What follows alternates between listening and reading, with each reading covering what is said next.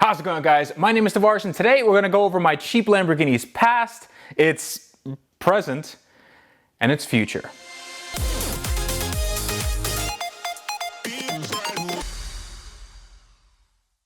Now, before we begin, I want to thank you guys for watching. If you're new to the channel, then subscribe if you like what you see.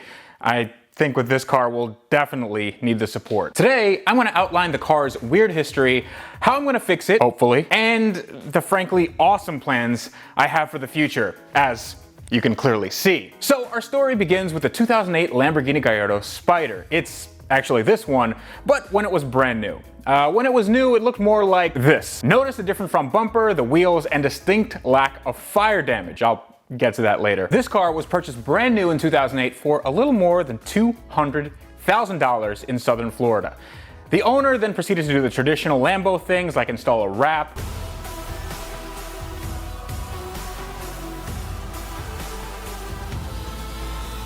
then take it to charity drives like Toys for Tots, and traditional rich guy things like the Gold Rush Rally. But after a while, like we all do, he wanted a little more power out of a car that was arguably really fast to begin with. So he fitted a custom twin turbocharger system to the car, featuring Borg-Warner EFR turbos, a huge air-to-water intercooler, and a standalone Syvex S12 engine management unit. Not a bad way to spend $100,000. So the work was done in a New Jersey shop called Powerhouse Performance, and that was later changed to Regent Performance Group.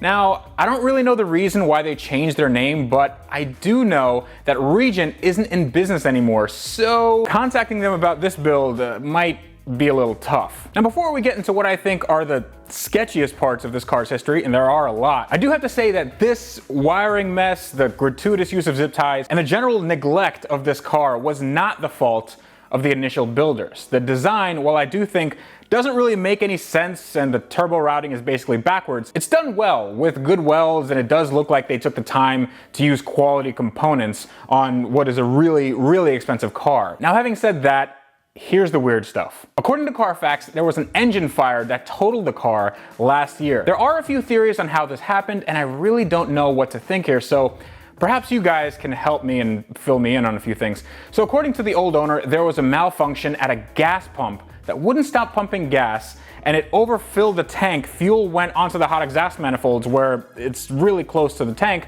and the fire started. Now, this is definitely possible. The fuel tanks, again, are literally right next to the exhaust manifolds, but it doesn't explain why there's damage on both sides. Instead of localized to just a side with a filler tube on it, there's actually quite a bit more fire damage on the driver's side than there is the passenger side, so that doesn't quite make sense to me. So that's also not helped by the fact that I was reached out to by a guy that says he saw this car explode on the dyno, and apparently there's a video that exists of it somewhere. Again, I'm taking this with a grain of salt because I haven't seen this video, and it's not like this is the only white Lamborghini in the world that ever went on a dyno. So, having said that, if any of you have a video of this car exploding on the dyno, I'd love to see it so I can cry myself to sleep. In either case, after the fire, the car then had the engine and drivetrain taken out for inspection and then finally sold at an insurance auction to a dismantler's yard in California for the princely sum of $45,000. Now, here comes the pictures that literally hundreds of you were sending me after I made my first video saying that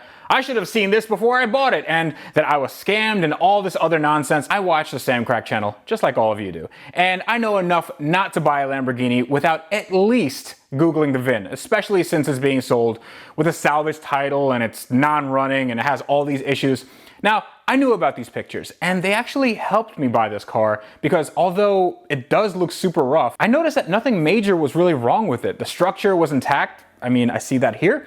It didn't look like anything was melted, and save for some paint damage and scratches, it didn't really look like the fire was all that bad. So the drivetrain was in boxes in the original auction, and the dismantler's yard slapped it in and sold it as a running, not driving car. And that's where I attribute the majority of this car's extreme hackness, the shop that put it back together. So nothing against them, but it certainly looks like they haven't really worked on Lamborghinis. That's not their forte, and especially not the ones that have custom parts on them. Now, I know that businesses like that don't care about fixing issues. I know that they were probably chasing a quick profit, which they got, because I bought the car for $64,000 a few months later. Now, that shop was super upfront with me. They told me all the issues the car had.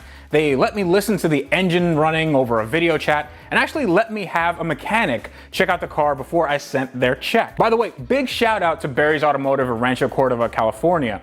Their guy Kevin came out and gave the car a clean-ish bill of health, at least enough to give me the peace of mind that I wasn't gonna lose my shirt over a major component puking its guts all over my driveway immediately. By the way, if you lost your shirt and you need a new one, check this one out. Link in the description below. So then I had the car shipped to me, I started taking it apart, and here we are. I still don't really know why the car won't go into gear, but I will be finding that out in the next episode, so stay tuned for that. But I wanted to also outline what the plans are for this car because it's not every day a car like this shows up in my garage. First and foremost, I'd like to make this car a platform for people to develop the ability not to be afraid of working on their own cars. This is probably one of the most complicated, expensive, and exclusive cars ever featured on a YouTube build, and I can tell you that I'm pretty confident that we can get this car going without too much money, without too much time, and without too much effort invested. It's not gonna take a weekend, but I don't see this build taking more than a month or two to sort out the issues. I just jinxed myself, didn't I? Now, I would love to have this car at the 1,000 wheel horsepower mark on pump gas,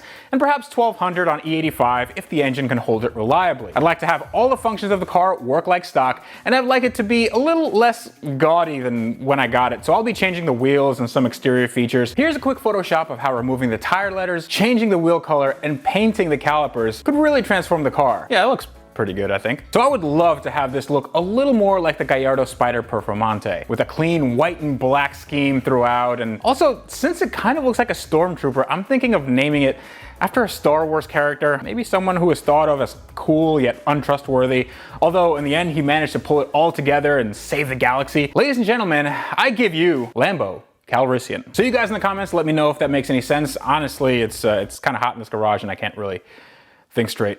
I will also be doing modifications to the design of the turbo system, meaning that I'm gonna turn it around and make the intake not suck up hot, stagnant air and relocate the heat exchanger to a place where I can actually exchange heat. I'll also change out the radio to something a little more stock looking, but with all the functionality of a modern Android touchscreen unit. You guys have seen it in my SL55 videos. And I'm doing this all on a DIY in my garage modder's budget. So sit back, relax, and subscribe to my channel if you want to see some weird issues on a really rare car. Or if you're rooting for my economic meltdown in the coming weeks, subscribe twice as hard and be sure to scream into your pillow when this thing finally drives down the street. So that is it. That is the plans for this car. That is the car's past.